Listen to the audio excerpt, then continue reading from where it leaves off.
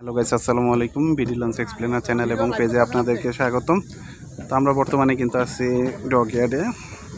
তো নাইম মিম 7কে কিন্তু একদম রং তো সাবেক রেড সান 2, বর্তমানে নাইম মিম 7 তো সুরসর রুটে কিন্তু চলাচল করে। তো নৌযানটিকে কিন্তু টুরিস্টের জন্য কিন্তু নতুন করে সার্ভিস করা হয়েছে। এখন সুরসর রুটে সার্ভিস দেবে কি না কর্তৃপক্ষ ভালো জানে, কিন্তু যতটুকু জানতে পেরেছে যে টুরিস্টের জন্য এটাকে রেডি করা হয়েছিল। তো দেখা যাক,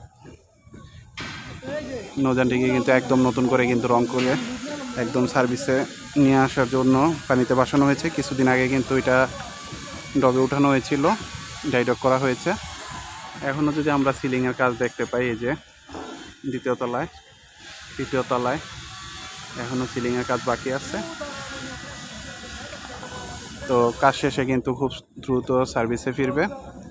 তো তার জন্য শুভকামনা রইল। তো আমাদের চ্যানেলটির পাশে থেকে অবশ্যই ভালো ভালো ভিডিও পাবেন, সাথে থাকেন। তো ধন্যবাদ সবাইকে। আসসালামু আলাইকুম।